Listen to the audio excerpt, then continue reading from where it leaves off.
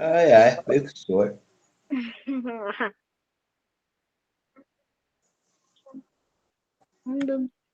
Gravada. Tá escutando aí, né? Tá. Cadê aqui?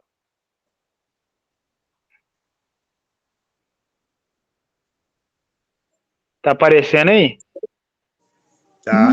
É. Se quiser dar Capítulo um 9. zoom, se quiser dar um zoom aí para abrir mais. Cadê aqui? Oi, Aí a gente começou aqui, ó. tô aqui no quarto do papai. Capítulo 9. Deveria haver uma só sessão para os capítulos 9 a 11. Então, quer dizer, é um tema só. Do capítulo 9 ao 11, é um tema só que está tratando. Pois aqui, Paulo vai confrontar o sistema religioso e a Bíblia de Moisés, apresentando a segunda Bíblia e todos os judeus, a todos os judeus e pagãos de Roma e, por conseguinte, a nós. Primeira e segunda Bíblia, a primeira Bíblia é o Antigo Testamento e a segunda Bíblia é o Novo Testamento. Aí está falando aqui que Paulo vai apresentar para os romanos, para os romanos e para os judeus. Paulo continua. Digo a verdade, estando o Espírito de Cristo na minha consciência, tenho grande tristeza e constante angústia em meu coração. Iluminário. É imprescindível como os cristãos religiosos de hoje estão iludidos, pois se Paulo falasse isso hoje, com algumas, como algumas vezes já falei, esse já falei aqui é o Áquio falando. Logo, receberia crítica ou comentários involuídos, como: pare de chorar, Paulo. Ser cristão é isso, é sofrer. Você não sabia disso? Ou o Senhor é contigo, não pare. Paulo continua. Minha tristeza é tão grande que eu preferiria voltar à maldição da lei e ficar separado de Cristo só por amor a vocês, judeus, o meu povo e a minha raça. Iluminare. Esse texto está muito mal traduzido na sua Bíblia. O amor de Paulo pelos que estão no sistema religioso é tão grande que ele chega a dizer que preferiria perder tudo com Cristo, voltando para a maldição e para a Bíblia, só para que os que estão no sistema abrissem seus olhos e enxergassem a graça. Paulo continua. É de Israel a doação, a glória divina, os pactos, a concessão da Bíblia, a adoração, os cultos e as promessas. É de Israel os patriarcas e, a partir deles, veio toda a linhagem humana de Cristo, que é o próprio Criador, acima de todos eternamente. Iluminare. Vê, Cristo é o Criador, bem claramente explícito aqui, mais uma vez. E em vez de bem, com o sentido de assim seja, aprendido equivocadamente, é o amém, início e fim, o próprio Cristo, o tempo do domo, o tempo do crivo, o alfa e o ômega. Por isso, encerra com eternamente. O Ark está explicando aqui que amém não significa assim seja. Amém significa do começo ao fim. Significa o alfa e o ômega. Por isso que está na Bíblia eternamente. Paulo continua. Aprendam que nem todos os descendentes de Israel são israelitas. E isso não quer dizer que a Bíblia está errada ou enganada. Não é porque você é um israelita ou um judeu que você e um judeu que você é filho de Abraão, como costumam se orgulhar. Pelo contrário, é através de Isaac que é através de Isaac que a descendência será considerada. Isto é, não são os filhos de raça, sangue ou carne que são filhos do Criador, mas os filhos da promessa são filhos de Abraão. Educare. Paulo está citando Gênesis 18, 10 ao 14. Paulo continua. É assim, inclusive, que está escrito sobre a promessa. No tempo devido, virei novamente e Sara terá um filho. E esse foi o único caso, pois também os filhos de Rebeca tiveram o mesmo pai, nosso pai Isaque. Todavia, antes que os gêmeos nascessem e pudessem escolher entre o bem e o mal, para que o plano original do Criador pudesse acontecer perfeitamente, dependendo não das escolhas dos homens, mas somente do plano do Criador, foi dito a Rebeca. O mais velho servirá ao mais novo, como está escrito na Bíblia. Amei Jacó, mas odiei Esaú. E então, quer dizer com isso que o Criador é injusto? De maneira nenhuma, pois o Criador disse a Moisés: eu posso ter misericórdia de quem eu quiser ter, pois conheço a consciência e o futuro. Portanto, o Criador já nos conhece.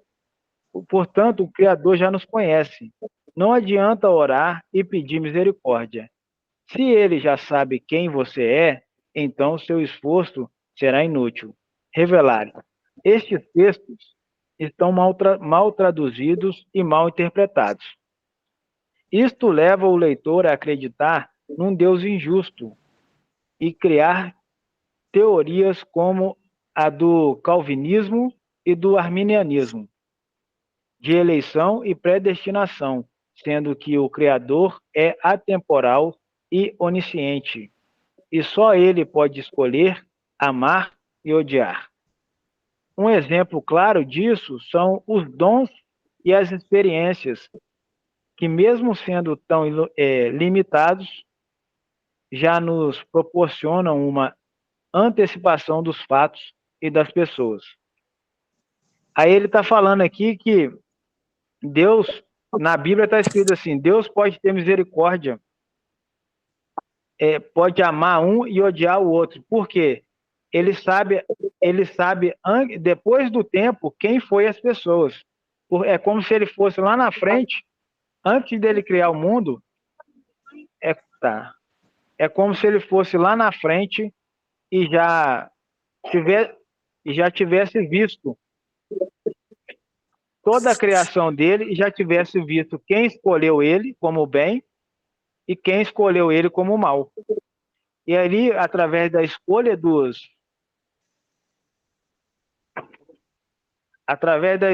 que ele já viu por antecipação, ele já pode escolher usar um para o bem e usar um para o mal.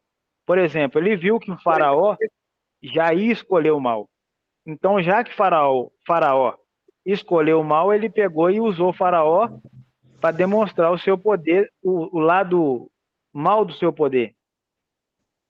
E aí ele está falando, Paulo está explicando aqui, ó, só Deus pode escolher um como mal e escolher o outro como bem. Porque só ele consegue ver quem a pessoa é lá no futuro. Ele vai no futuro e vê. É como se fosse um filme. A gente pode, como é que fala? Acelerar o filme e ver quem que vai ser cada personagem ali, ó.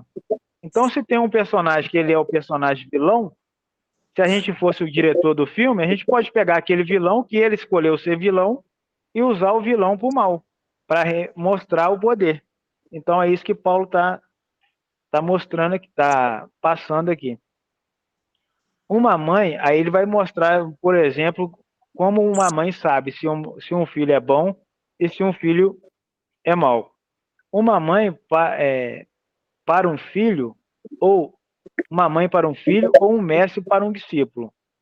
Eu costumo saber quem vai ficar conosco ou não pelas próprias ações dos alunos, e não porque somos injustos. Aqui é o Áquio falando, o nosso professor.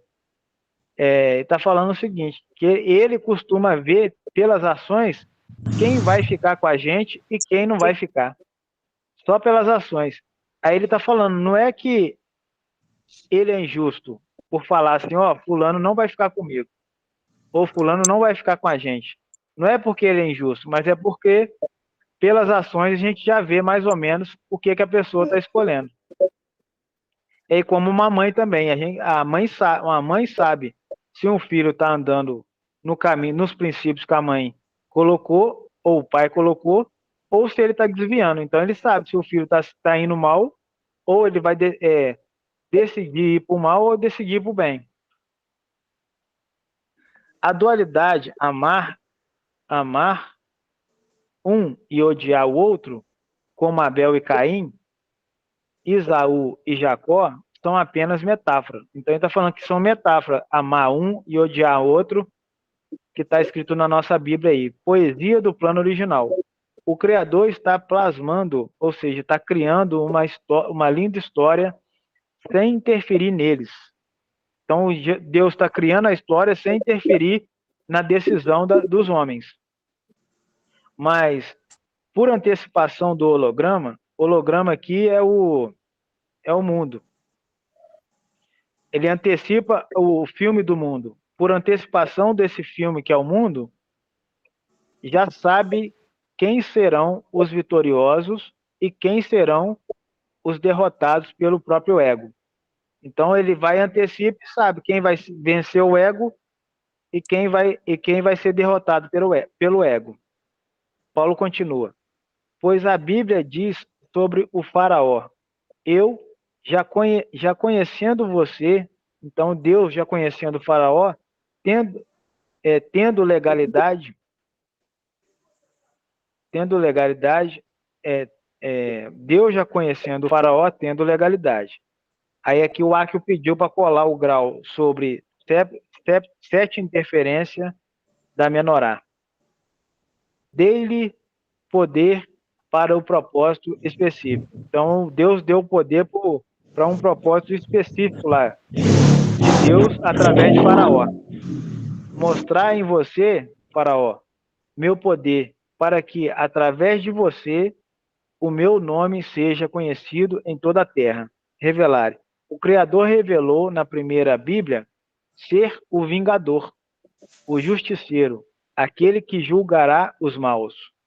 Ele, sabendo que o faraó e muitos outros reis, como Nabucodonosor e Tito Flávio, eram ambiciosos e malignos por essência e jamais chegariam à luz na primeira instância da vida, usou-os tendo legalidade, assim como são as três velas e meia do mal da menorá. Menorá, você sabe o que é, pai? Não. Já viu lá quando o senhor faz na missa, tem uma vela lá com seis velas e uma do meio mais alta? Sim. Já, 3 velas. então, Né? aquela ali que são 6 velas, uma no meio maior, 3 do lado de cá e 3 do lado de cá, ó. E uma no meio, tipo um garfo. Já viu? Fica lá atrás. Ah, Lá que é a menorá. Hã? Você vai na igreja? É. Quer ver? Ó? É, eu vou ver se eu vi. Eu ainda não vi, não. Vou mostrar o senhor. Só se eu já vi. Vou mostrar o senhor aqui.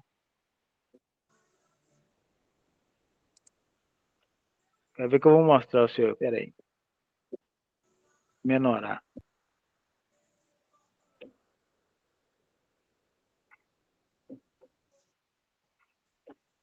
Não, você já explicou, eu já entendi o que é, mas eu não lembro de ter visto na igreja, não.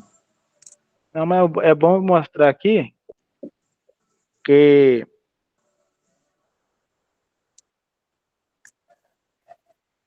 enriquece o estudo aqui, quer ver? Ó?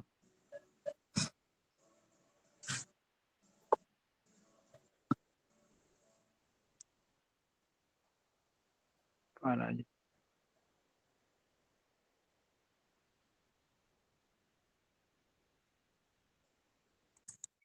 Vai aparecer aí, ó. Essa aí, ó. Já viu?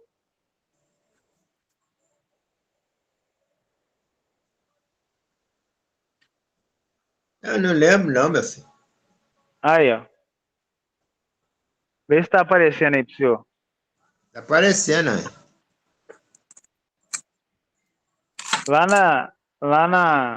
Na igreja tem. Isso aqui que é a menoral, ó. Aí essa vela do meio aí, ó. Ah, Essa do meio aqui representa Jesus. sei. Aí do lado de cá, de um lado é o lado mal. E do outro lado é o lado do bem. E Jesus está no meio.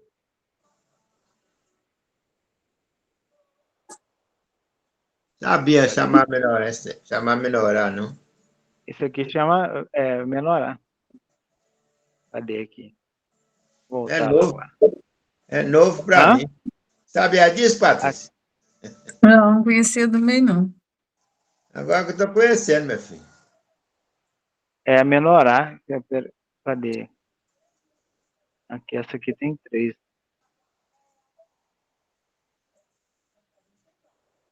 Aí ele tá falando ali sobre isso.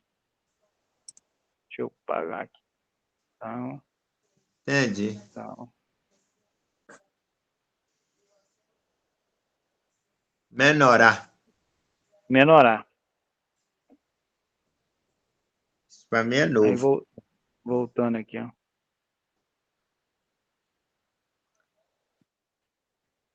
Ué? Nossa, saiu.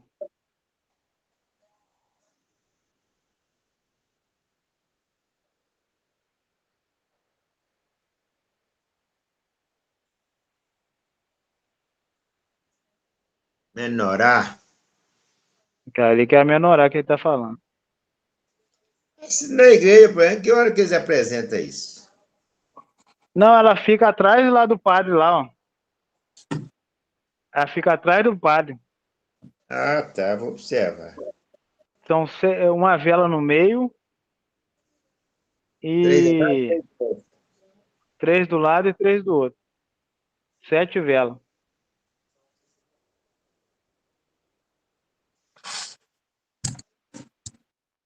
Tá aparecendo aí, né? Deixa eu ver. Ah, não.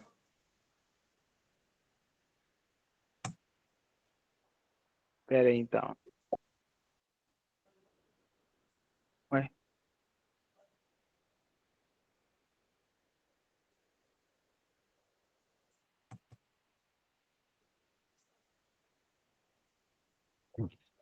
Não tá dando agora. Aparecer. Não sei o que tá dando aqui. Ah, agora deu. Apareceu. Agora vai aparecer aí. Apareceu aí, né? Beleza.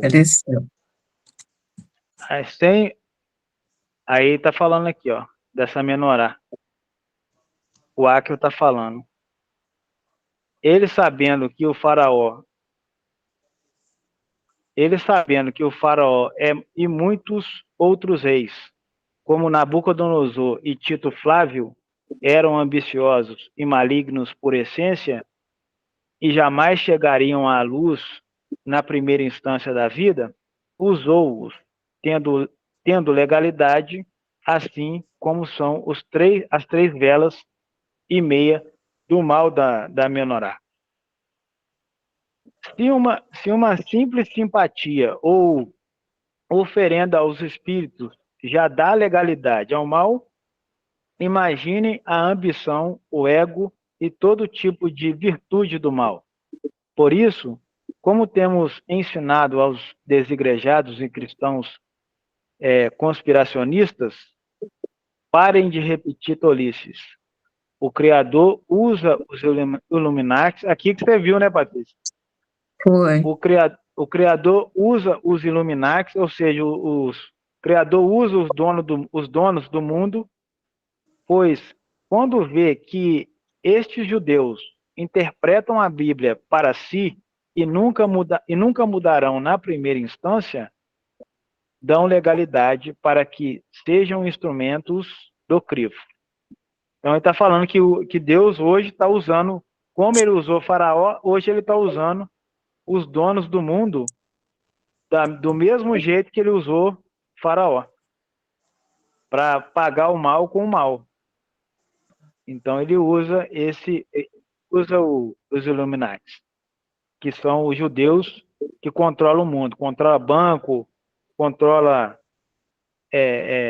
Israel, controla Estados Unidos, controla tudo. Eles que ditam o que vai ser ensinado nas universidades, tudo está na mão deles.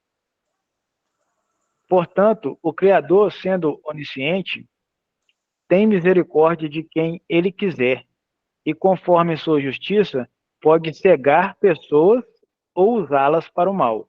Então, agora, ao ouvirem ou lerem isso, me dirão: Paulo, então o Criador não pode nos culpar e condenar, se ele interfere conforme sua vontade soberana? Eu respondo: quem é o homem para questionar o Criador onisciente? O Criador fez tudo, fez a consciência, ele sabe de tudo. Como uma criatura pode questionar seu Criador? Por que me criou assim e age assim? Ora, o olheiro não tem direito de fazer não tem direito de fazer do mesmo barro um vaso para ser utilizado num lugar de honra e outro para desonra? Revelar. Paulo está dizendo que, assim como Abel e Caim, e a dualidade de Esaú e Jacó, metade dos homens foi feito para a honra e metade para a desonra. Não porque ele interferiu diretamente, mas porque é assim que as criaturas agirão livremente. É um trabalho a partir de uma constatação. Então, Deus constata como que a pessoa vai agir e ali ele escolhe a pessoa. Já que a pessoa escolheu agir com base no mal, então ele usa a escolha da pessoa para manifestar o poder dele. Quer dizer, os Illuminati, os donos do mundo, eles escolheram agir, pegar a Bíblia, interpretá-la do jeito deles e agir para o mal. Então, Deus vai e usa eles para manifestar o poder de Deus aqui na Terra, o lado mal do poder de Deus. Porque todos os dois poderes são de Deus, tanto o lado do bem e o lado do mal. Tanto é que Deus, quando quis usar o mal deles lá para jogar 10 pragas lá no Egito, ele usou o lado dele do mal para jogar. E usou também o lado dele do mal através de Faraó para correr atrás dos hebreus. Paulo continua: e se o Criador quiser mostrar a sua ira e usar pessoas, vasos malignos para tornar conhecido o seu poder? O Criador tem muita paciência com os malignos e, sabendo que eles são do mal, pode usá-los para o mal. Agindo assim, o Criador revelou sua glória às pessoas, aos vasos do bem. Pois estes, que somos nós, os judeus e os pagãos, conhecemos seu poder. Aí Paulo está falando aqui, ó, que quem é do bem, escolheu o bem, tanto os pagãos como os judeus, tanto os pagãos como os judeus, ou seja, os gentios como os judeus, a gente recebe do Senhor o bem e não recebe do Senhor o mal, porque a gente escolheu o lado bom do Senhor. No livro do profeta Oséias, 2:23 até o 25, está escrito: chamarei o meu povo que ainda não é meu povo. Esse chamarei meu povo que ainda não é meu povo, que naquela época estava já prometido que ele ia chamar a gente, porque a gente não era povo dele. Os pagãos e os gentios não era povo de Deus naquela época. Mas só que ele mandou Isaías escrever. Escreve aí, que eu vou chamar um povo que não é meu para ser meu povo. Ou seja, meu povo, ou seja, a gente já era dele, mas a gente não era chamado. Está escrito aqui, ó: chamarei o meu povo que ainda não é meu povo. Chamarei minha esposa que ainda não é minha esposa. Acontecerá que, no mesmo lugar em que foi declarado aos pagãos, você não são meu povo, ou seja, no mesmo lugar que foi declarado que os pagãos não eram povo de Deus, eles serão chamados filhos de Deus vivo. Os pagãos, que somos nós, hoje a gente é chamado filho de Deus. Por quê? Todo aquele que crê em Jesus são chamados filhos de Deus. Já os profetas, Isaías disse sobre isso. Aí o profeta Isaías, lá no Antigo Testamento, também falou sobre isso. Embora o número dos israelitas seja como a areia do mar, apenas os remanescentes será salvo. Ou seja, embora seja muito israelitas, embora tenha muitos que foram chamados, poucos deles serão povo de Deus. Nem todos eles que foram chamados vão ser povo de Deus. Cadê? Israelitas seja como a areia do mar, ou seja, quando eles sendo a areia do mar, são muitas pessoas, apenas um remanescente será salvo. Ou seja, apenas uma parte deles será salvo. Pois o Criador executará na terra a sua sentença, que será conclusiva e acontecerá rapidamente. Isaías também disse antes: se o Senhor dos Exércitos não nos tivesse deixado descendentes, já estaríamos como Sodoma e seríamos semelhantes a Gomorra. Ou seja, se não tivesse descendente, já teria extinto, porque Sodoma e Gomorra foi extinto. Deus acabou com Sodoma e acabou com Gomorra, que era uma cidade lá do Antigo Testamento.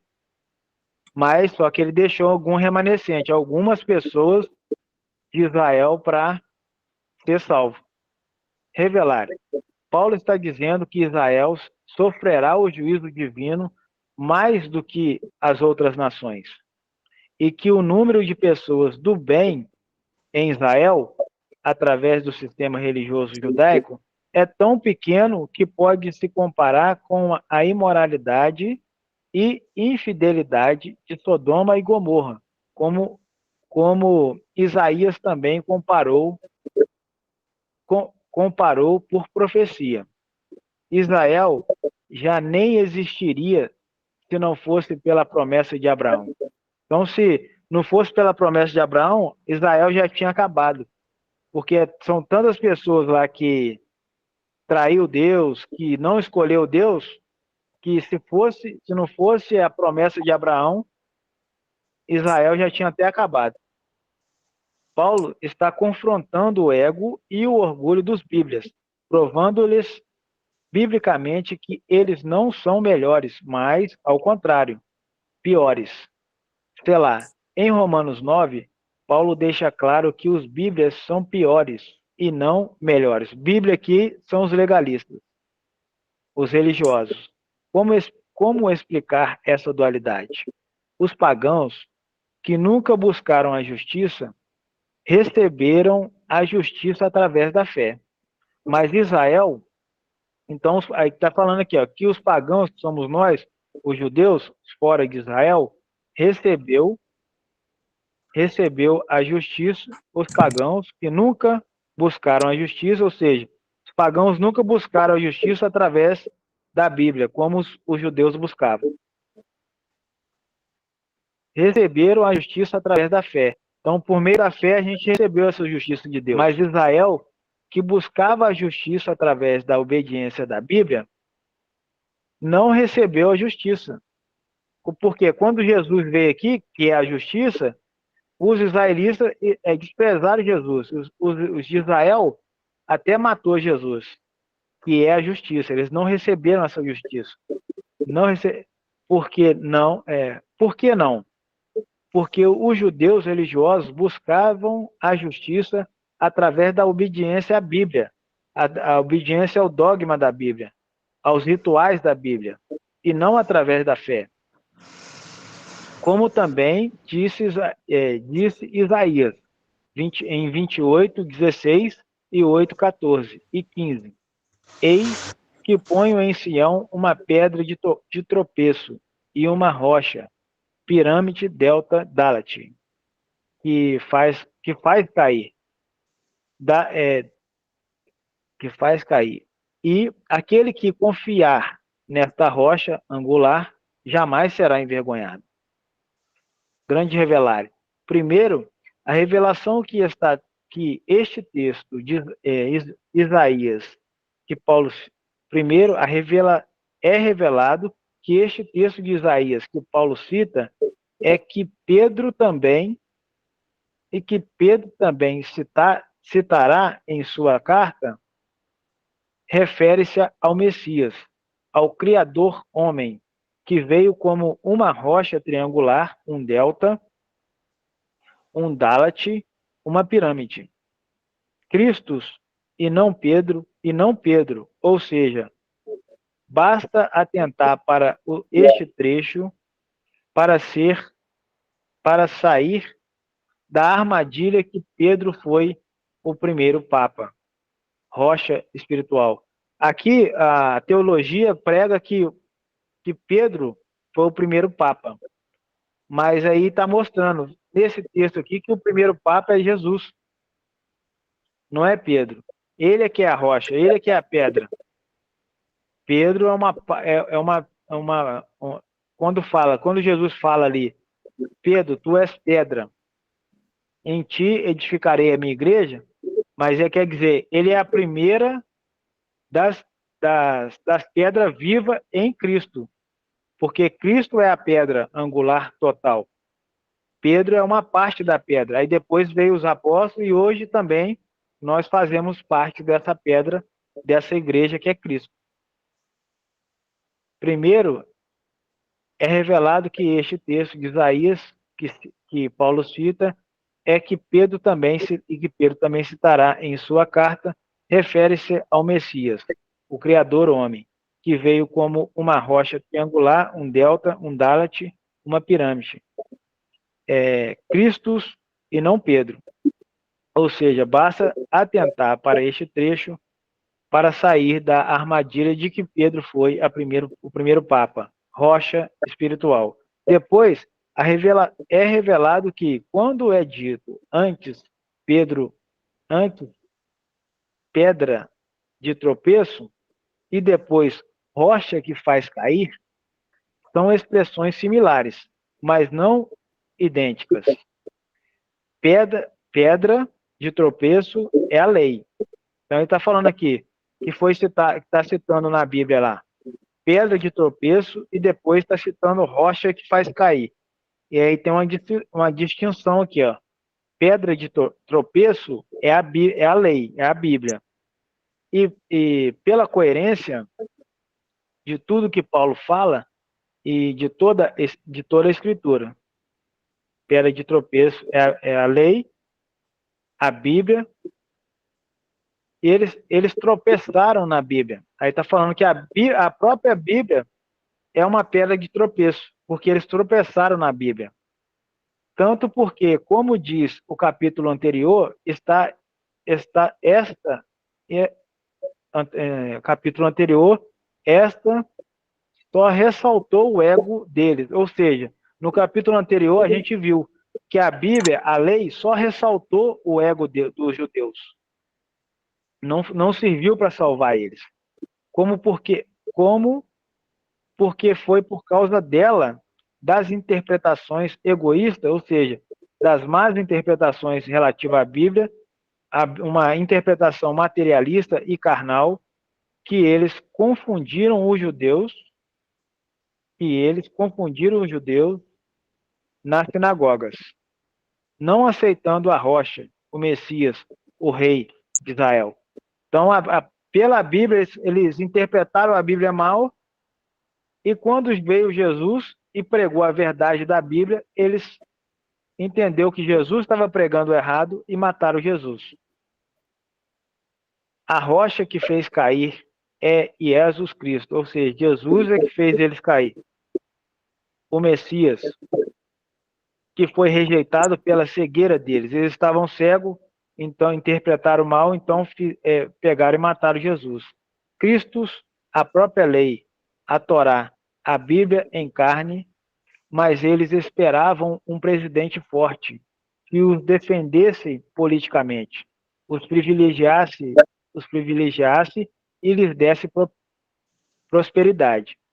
Sendo assim, o termo tropeço é o mesmo que escândalo, heresia, blasfêmia ou armadilha.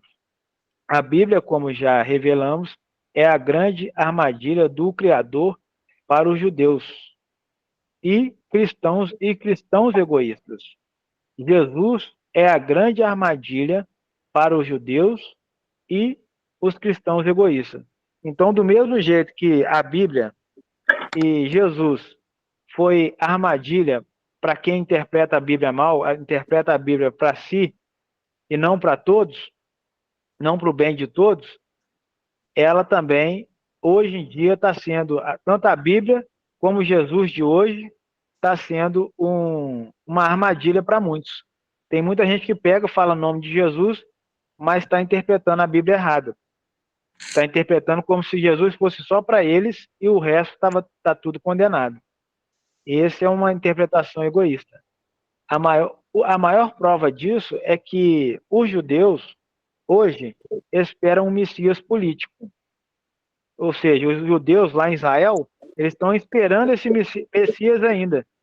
Eles não acreditam que Jesus que veio foi o Messias. Eles estão achando que vai vir ainda. Eles estão esperando um Messias político, um Jesus político. Ele vem da política.